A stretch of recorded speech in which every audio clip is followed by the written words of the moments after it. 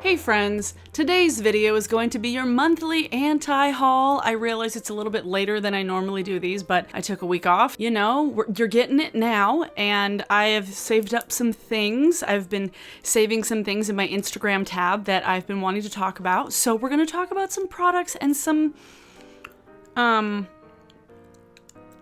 shifty marketing tactics. Also, I have gum in my mouth, so I should probably spit it out. That's better. I've been chewing gum a lot more because it helps to eliminate the scent of me smelling my own breath all day wearing a mask. So, pro tip, if you hate the smell of your own breath, chew some gum with a mask on. Hi! My downstairs neighbors are having a fucking Letterkenny rave downstairs. That's what it sounds like. So, like, if you hear any, like, wub-wubs, I don't know what the fuck is happening down there, but, like, stop partying. I have to go get my laundry in a while, so stop fucking partying. So, hi, if you're new to my channel, hello. Anti-hauls are a series of videos that I've been doing over 2 years now. They were first popularized by drag queen and activist extraordinaire Kimberly Clark. I will link Kimberly's channel in the description as well as in a card because Kimberly is the one that made these popular in the first place, and I have to give credit where credit's due.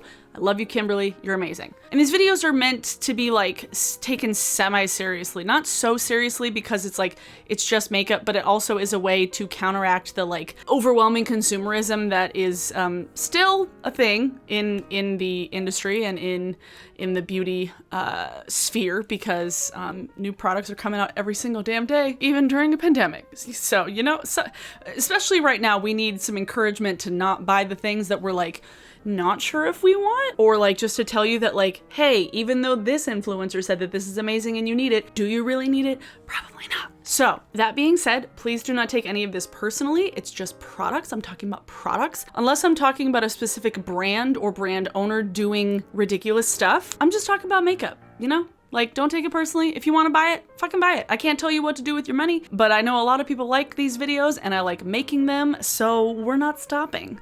Also, I have my peachy bean earrings. I'll leave a link to these in the description. Okay, saved tab. Speaking of TrendMood, Julia Mazzucato mentioned on Twitter the other day, she was like, you know what would be a really funny video idea? Like getting schwasty and then like reading the TrendMood captions whilst schwasty. And she's like, I would do it, but it's illegal because I'm not 21. And then somebody was like, Abby, it's her time to shine. and I was like, actually, I'm kind of sober right now. So like, well, alcohol sober, not weed sober. Had a bit of an edible a little bit ago. So we're gonna see how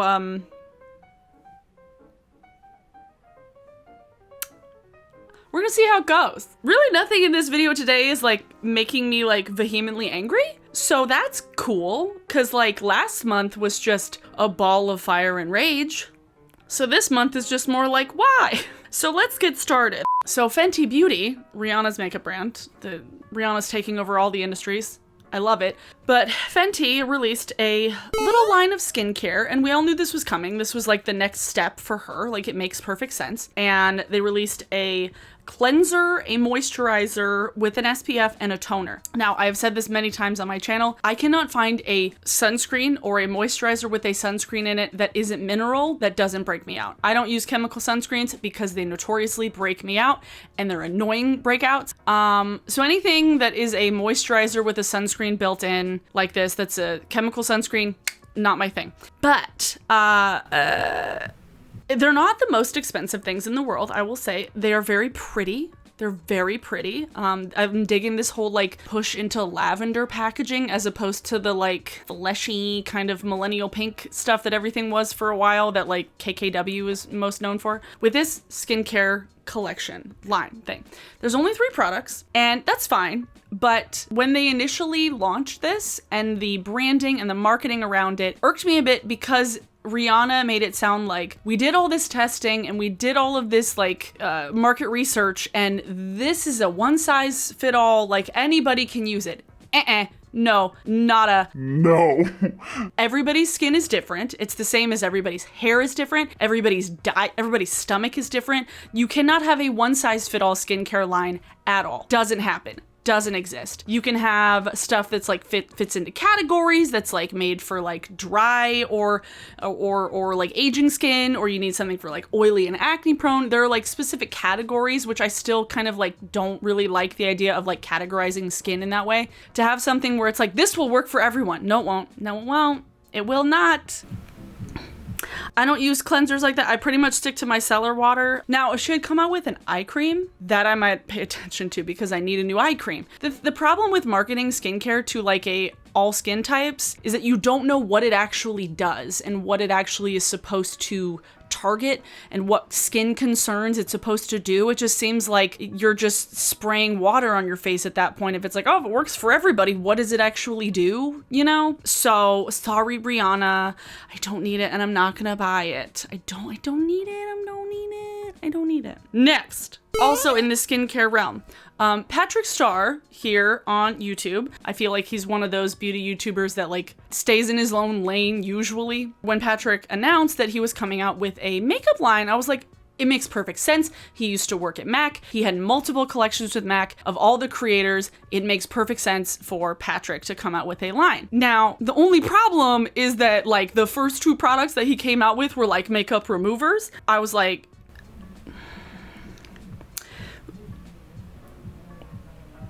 but what?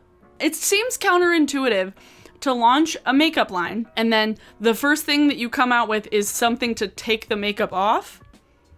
First of all, I don't need either of those. Second of all, the melting mist thing, that like makeup remover mist, that actually seems like a really good idea. I will give it to him. That seems like a really good idea. It seems like some people on Sephora thought it was a setting spray and they were like, this melts my makeup off. It's like, that's what it's for.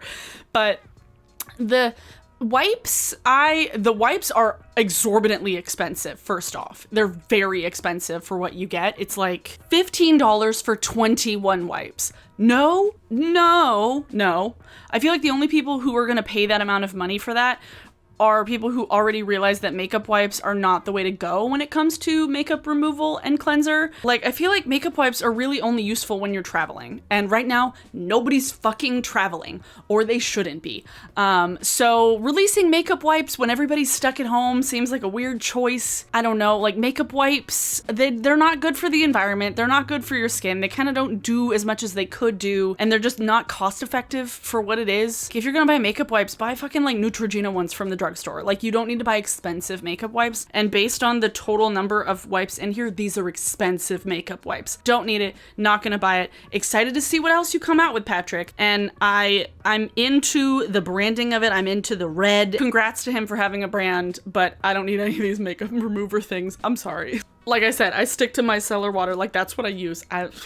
This was something I saw a few weeks ago. CVS drugstore will be adding men's makeup brand Stryx Official. It's 2020.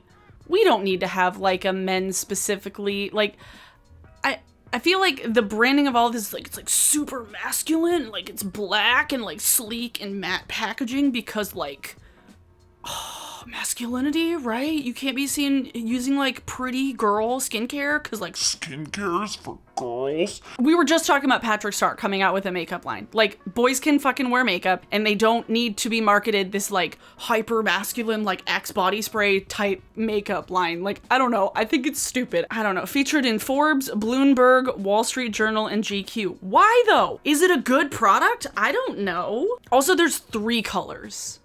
Wait, what? There's 3 shades. Wow. Oh no, yeah, there's 3 shades. This was just like a whisper of an effort. Nope, don't need it, not gonna buy it. Well, obviously I don't need it, not gonna buy it, because I'm not a man. I don't know if I'm the only one that thinks it's stupid. I think it's dumb. Next, Morphe is totally jacking the branding from Glossier and had the D'Amelio sisters as like the ambassadors for the branding images. Clearly, I'm not the demographic here. Like, I like some Glossier things, but clearly this is Morphe's attempt at reaching this like TikTok Gen Z demographic, that like this no makeup thing. And I mean, like, it's smart on their part. Like, I will say, like, the fact that they came out with something that's like Glossier-esque and use the D'Amelio sisters, who are like two of the most fucking popular people on the internet for some reason. Morphe was smart in that. Does it mean I need it or want it? No, I don't need it or want it. I don't, like I've said before, I don't, the Glossier thing, the Glossier skin isn't something that I can do all the time, and it's not something I like doing all the time. Like I have the lip gloss and like a couple of the cloud paints, and that's pretty much it. And I definitely don't need it from Morphe. I don't need anything from Morphe right now. Like I never have. I own 2 brushes that I bought like 2.5 years ago from Morphe, and they're scratchy. So I don't need any brushes. I don't need any makeup. Morphe can fuck off forever. I don't care. Don't need it. Not gonna buy it. Sorry. Next is a new highlighter from, it's a nymph all over highlighting powder from, is it from Huda? Huda Beauty. It's sweep it across for a soft glow or build it up for a mega highlight for face, eyes, and body. A flattering warm bronze shade for $55. First of all, it's quite expensive. I'm assuming it's large. I don't have any highlighters or anything from Huda, so I can't speak to the quality. Jesus, that's so big. Jesus, that's so big. That's what she said. I'm not somebody who needs a body highlighter because, like I said, we ain't fucking going anywhere for it to matter. The shimmer on it is actually very like meh. It's really meh. Like if I wanted to have a glow, I will just mix a loose highlighter with lotion. I'm not somebody that's gonna have like a pan that's like this big and take a brush and like brush it all in and then just like brush it all over my clavicle, my collarbones. I wear t-shirts all the time, so like I have no need for this. And it's $55 for like a lame highlighter. Yeah, I don't need this highlighter from Huda Beauty. Sorry, I don't need it. I'm not gonna buy it. It's pretty, but I don't need it. This was an unfortunate collection that Ulta came out with earlier this month. They came out with a Harry Potter collection literally right as J.K. Rowling was showing her whole fucking ass on Twitter, being a complete and utter transphobe. So it's really bad timing to release anything that's Harry Potter themed right now because everybody's on the like fuck J.K. Rowling train. So yeah, it was like I saw the release and I was like, Oh no, Ulta. oh no, why? Oh no, baby girl, why? They ask you how you are, you just have to say that you're fine when you're not really fine. Besides the fact that it was awkward timing for when the creator of such beloved series was trying to fight being canceled by canceling being canceled. It was a whole whirlwind of a week on the internet that week. But these shades are boring as hell and they don't represent the houses at all. I have 2 gripes with this. 1, why release Harry Potter things right now? 2, if you're gonna release Harry Potter things right now, at least have it be like inspiring or like something that actually matches the house. There's a girl on Instagram, Faces by Gina, somebody tagged me in one of her posts. They were like, this is what I wish the Ulta Harry Potter collection actually was. And they created 4 9 pans, so just like the Ulta one, but like these colors actually make sense for the houses. Like they're vibrant, they're bright, they match the house colors. Literally the ones that Ulta came out with, it was so baffling. Slytherin didn't even have like a pure ass lime-ish vibrant green, and like their silver was really meh. Gryffindor doesn't, nothing is vibrant, everything is muted, everything is like not exciting. And the Ravenclaw one I'm especially just like offended by because it's like that doesn't even know. And like Hufflepuff needs like a bright ass yellow and a black. There isn't even a black in the Hufflepuff pan. Okay, like my nerd is showing. You're gonna look at me and you're gonna tell me that I'm wrong? Am I wrong? I don't need this for so many reasons. If you want a Harry Potter palette, just make your own, honestly. Use the shades, use the shadows that you have. If you are like, I live my Ravenclaw life, but I don't want to buy anything that gives Joe Rowling any money, just get an empty palette, find some singles or singles from like Colored Rain or ColourPop or Sydney Grace, or who else has singles? Lethal. Get some singles, matches with the house that you identify with, and then you have your own Harry Potter palette. Like, you don't need to buy a cheap, lame attempt at a Harry Potter collab with Ulta. Sorry, Ulta. I know you don't care, but I don't need it. I'm not gonna buy it. Next was something that somebody actually sent me in the DMs and Instagram. I rarely open my DMs because they just get kind of overwhelming. And so like, if you ever DM me on Instagram and I don't respond, please don't be offended. It's nothing personal. I just like don't check them. But somebody linked me this post from Tower 28 Beauty, which has been a brand that I've been like kind of intrigued by. I've wanted to try some of their lip products, and like their cheek thing looks pretty, but I'm like, I don't use cream blush. But they also have some skincare. I think it's skincare. Yes. So somebody linked me, or so they posted a link to this article on their Instagram page. And what is hypochlorous acid used for? The skincare ingredient could help fight COVID. I'm not a fan of a skincare brand using the current pandemic to try and sell a skincare product, because literally nobody knows. Literally, we're in the process of the scientific method and finding out what the hell actually helps. So I don't want any skincare or makeup brand to be trying to use an ingredient that like maybe has worked. I don't need any skincare or makeup brands using that to try and sell a product. That's a no-go. No. What are they even listening to? Literally, it sounds like Stuart is downstairs. Stuart.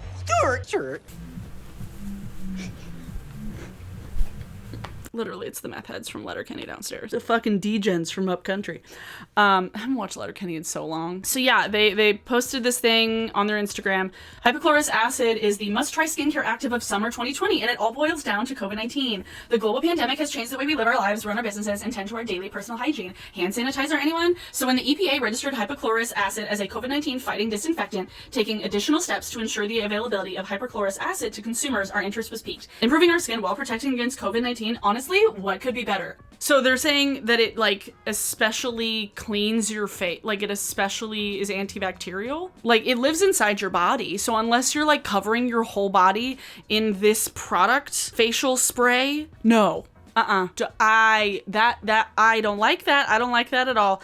I don't like any one bit of that. The first thing is I don't want people thinking that like, Oh, I take my mask off and then I spray my face and like look so good for the rest of the day, and then I don't have to worry about it if I just spray my face with this expensive facial spray. Because they said that like the acid in it is like kills COVID. Like just don't touch your face and wash your hands and wear a mask. You don't need a facial spray from Tower 28. That really pissed me off. I was like, why? No.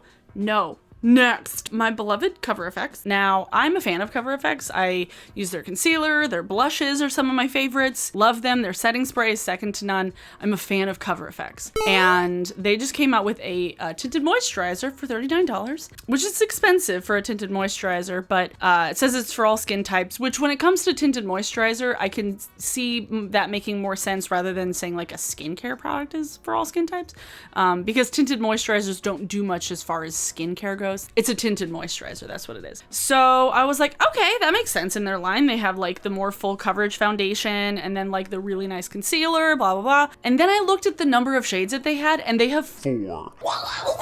That is embarrassing, Cover FX. So they have 4 shades, and there's like 40 shades of the foundation. So basically they're saying for one tinted moisturizer, 10 foundation shades will just work fine. I don't believe that. And if that is the case, there's barely any tint to the moisturizer at all. So like, why even get it? Undertones could be fucked. The problem with, especially for like deep skin tones, and even for like super light skin tones, if something works for like the darkest end of the light skin tones, it'll look orange on somebody who's very, very fair. And for somebody who's like very, very deep skin tone, and if this is supposed to work for like all of these last 10 shades, it could look very like gray or ashy on like the deepest skin tone. And then it could look too dark on like the lightest fraction of that skin tone range. Four, like at least 10. I looked at it and I was like, wait, use these shades? What? Use all of these shades can use this tinted moisturizer? I call bullshit. Sorry, Cover FX, I don't need it, I'm not gonna buy it. Next is ColourPop is back on their bullshit. This was like a wild nothing. I don't know what the wild nothing is supposed to be. It's just a bunch of cacti in like the branding images. A palette that looks exactly like all the other palettes they used to have. It's like a blushy neutrals with this one's like a pop of like kind of minty green to match the cactus. If you're gonna make like a cactus theme, like make it not all blushy nudes. And there's like 3 shades at the bottom that on me maybe would look different, maybe, but like anybody darker than me, all of those shades would look the same. This is ColourPop back on their bullshit, and they're like, well, let's just throw this one out there. It's pretty, like the packaging is pretty, I'm not gonna lie, but like, you probably have this. You probably have this from ColourPop. Almost exactly. I dare you, when ColourPop comes out with a new like neutral palette specifically, I dare you to pull out the ones you have and be like, see if you can cross-reference and like find, if not exact dupes, very, very similar shades. Sorry, I don't need this and I'm not gonna buy it. Sorry, ColourPop. The bronzers look fun, but I don't need the palette. Next. The last thing we're gonna talk about. Oh, this is so stupid. This launch from Becca was one of the dumbest things I've seen in such a long time. They were like, we really did something here. New, no pigment collection. This looked like an April Fool's joke that got pushed to July. They were like, we're not gonna give you all the shades, we're gonna give you no shades. There's that, I don't know where the meme or where the phrase came from. It's like, yes, girl, give us nothing. That's what Becca did. They gave us nothing. The way they are marketing this and branding this is one of the funniest things. I just have to read it verbatim. No pigment virtual foundation. Free from pigment instead, utilizing the brand's clear light blur technology to diffuse light around the face, blur imperfections, and smooth the appearance of skin. Silicone-free and brimming with glycerin and hyaluronic acid to instantly hydrate parched pores. A tall glass of cool water for skin that instantly cools skin on contact, while controlling oil production that helps perfect skin with a transparent matte finish. The complexion balancing formula helps you to embrace your natural complexion while also helping you achieve that covetable dewy glass skin finish. Wait, so it's mattifying, but it also is a dewy glass skin. You can't use both of those phrases in the description of a product, Becca. I don't know. I think it's fucking hilarious when they're just rebranding a primer as a no pigment foundation. This is a primer. This is a primer, and they're just calling it something different. You keep using the word. I don't think it means what you think it means. It's a primer. It's not a foundation. This isn't a foundation. There's no coverage. There's no color, okay? The gel adapts to all skin tones and also gives fullness and definition to brows too? What? How? What is that supposed to mean? What, you rub it in your brows? It's a gel that, it's a gel. So like it works, this is just a bizarre, their whole branding for it is just so bizarre. So confusing and the most like markety thing that it's like, we're gonna take this silicone-free primer and like, how do we sell it? Okay. Everybody has primer. We don't need primer. Like, nobody needs another primer. Primer isn't exciting. Do you know what is exciting? Invisible stuff. No. No. A matte, transparent matte finish.